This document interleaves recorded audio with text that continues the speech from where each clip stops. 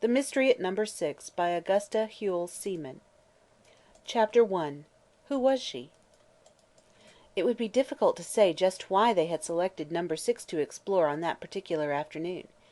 Mere chance had a large element in it. So had the fact that it was the only pool within many miles of their vicinity with which they had not already become intimately acquainted. Lastly, it was the farthest removed.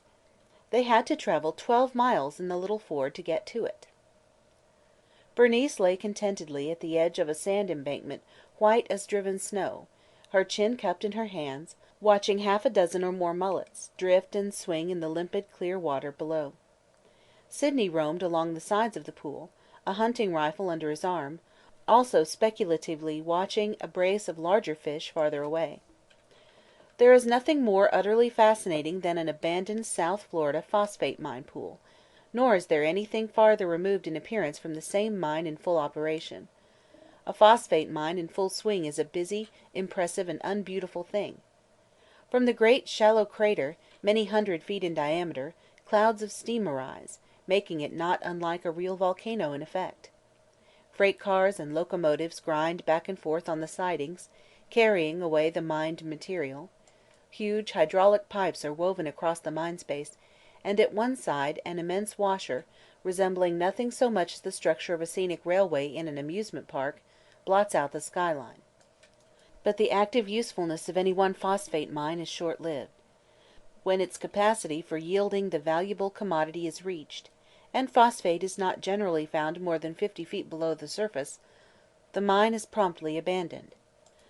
All the paraphernalia of mining is moved to another region, and the gaping hole is left, a horrid blot on the beautiful Florida landscape.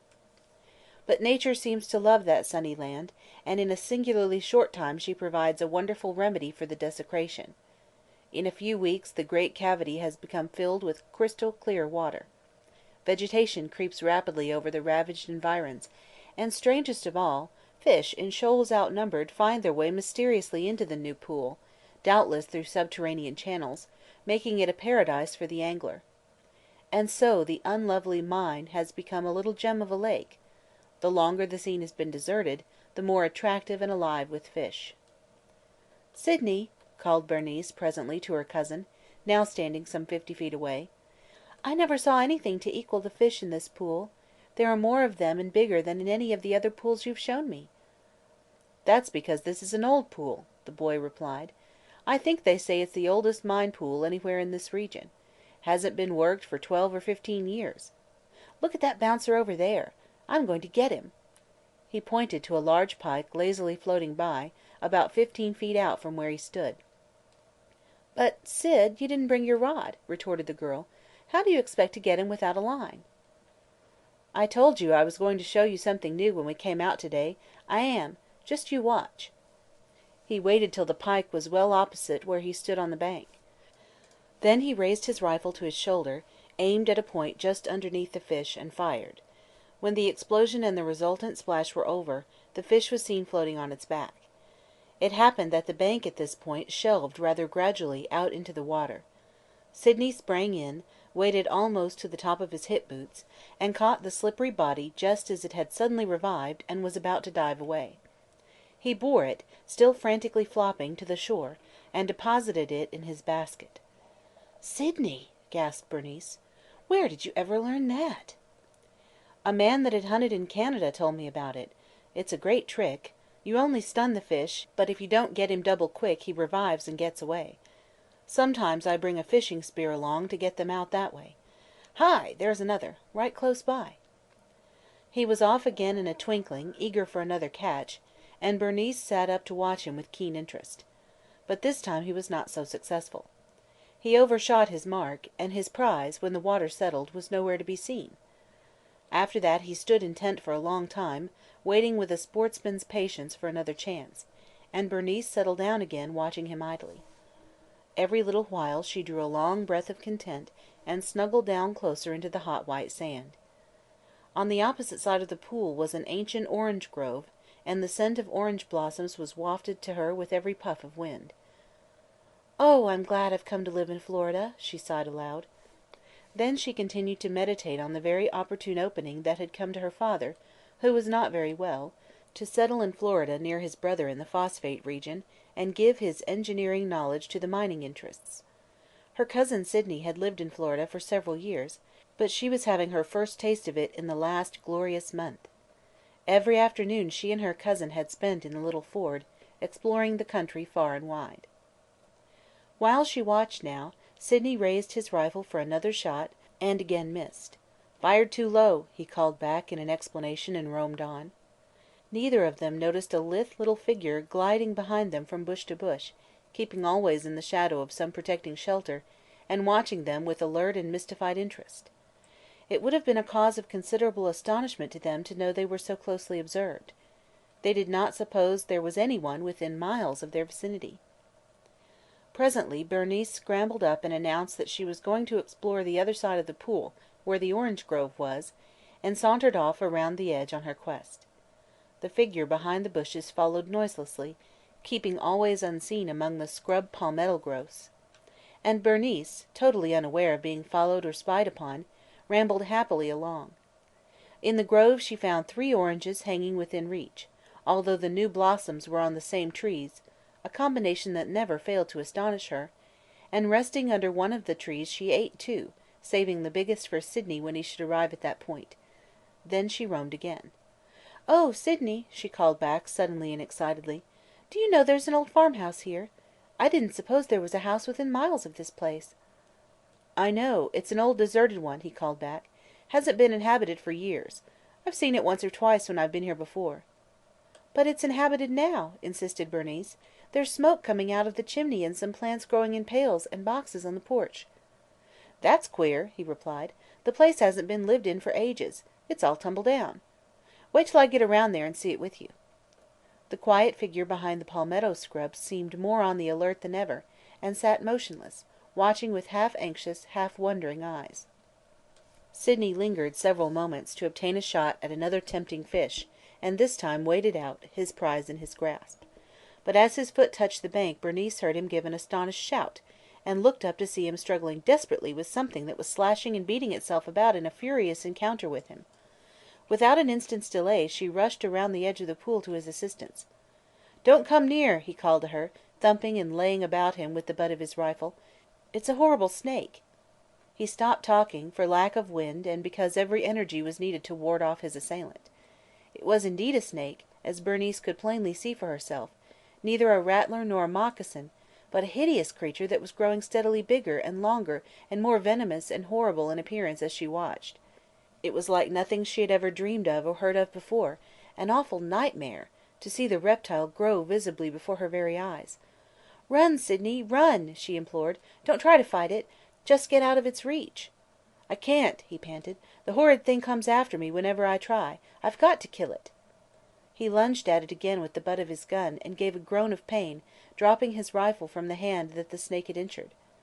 In the same instant the reptile itself, as if satisfied with the damage it had done, slid noiselessly away into the long grass by the pool's edge. "Oh, Sydney!" cried Bernice in an agony of apprehension. "What shall we do? The creature has stung you. We're miles from home. Is it as poisonous as a rattler or a moccasin, do you think?" "I don't know," muttered the boy, staring down almost stupidly at his wounded wrist. In reality he was a little stunned and stupefied at the suddenness of the attack and the wound he had received. "It hurts a good deal and is growing numb. We'd better get right home. I don't believe I can drive the car. Can you manage it?" "I'll do the best I can," she said. "You know I've only driven a little since you began to teach me. Come, let's get to where we left the car, quickly." She seized his unwounded arm and began to hurry him toward the car, standing far around on the other side of the pool. But the shock and the injury were too much for Sydney. He turned suddenly dizzy and sat down on a sand hammock, sinking his head upon his knees. And Bernice, sure now that he was dying, sank down beside him in despair and began to sob softly. "Please, if you will let me, I think I can help." Bernice looked up in astonishment. She had had no idea there was anyone around. She had not given the subject a thought. And she gasped in further wonder at the figure she saw standing before her. It was a girl, presumably about her own age, 15. She was small in frame, lithe and dark, barefoot and rather unkempt in dress, a ragged blue skirt and soiled white middy blouse being mainly in evidence. The tangled mat of hair was very dark, almost black and unconfined in any way. Her complexion was tanned to a golden brown hue, evidently through long exposure to the sun. But her features were very pleasing and regular, and her eyes were wonderful, great iris blue pupils, surrounded by lashes long and dark, and curling enough to have satisfied a society beauty. It was the eyes, chiefly, that arrested Bernice. Who are you?" she could only stammer. "I live in the house over there." The girl indicated the old farmhouse in the orange grove. I saw what happened. I think I know what to do if you'll let me." "Oh, thank you so much! Do anything, anything! We'll be so grateful!" cried the distracted Bernice. Without another word the girl bent down and raised the boy's wounded wrist that he had left hanging limply down. She turned back the cuff of his shirt which, originally rolled to the elbow, had now fallen over the wrist, scanned the wound critically, and then turned to Bernice. "Has he a handkerchief?" Bernice extracted one from his pocket. Sydney all the while inert in the stupor that seemed to possess him. The girl quickly tore it into strips, and with them bound his arm tightly just above the elbow. To make the bandage tighter, she inserted a small stick and twisted it until Bernice almost winced, so white and bloodless did the lower arm suddenly become. Next she laid her lips to the wound and drew out any poisonous matter there might be. Bernice looked on, wide-eyed and apprehensive. Sydney meanwhile revived enough to realize what was going on. "I got awfully dizzy," he said apologetically, and then for the first time, realizing that there was a stranger on the scene and that this same stranger had been rendering him more than medical service, he braced himself up with an astonished, "Oh, thanks, awfully. You're very good to have done so much. I got stung by something, I guess. Hope it wasn't a rattler." "Indeed, no. It wasn't a rattler. You'd be in terrible shape by now if it had been," replied the girl. "It wasn't even a moccasin. A hog-nosed snake, that's what it was. They're not often seen. They're harmless, but they have a terrible way." "I should say it did," cried the boy. "The little wretch was only about 1.5 feet long when I first saw it lying there. I made a strike at it and it suddenly began to swell up and get longer and longer, and its eyes were like red sparks of fire, and it fought like a perfect demon. I've never come across its like since I've been in Florida. But thank you so much for what you've done. I think you've saved me from having a bad arm, at least."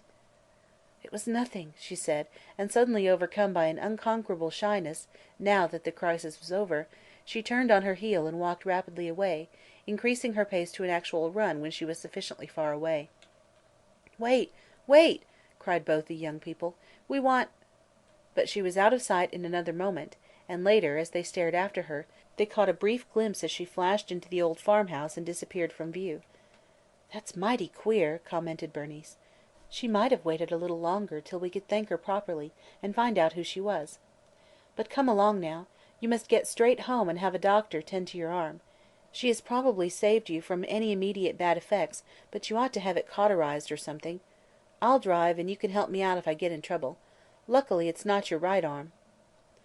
As they drove away, in one last glance back at the old farmhouse, they saw the strange girl peeping out at them from the doorway. End of Chapter 1.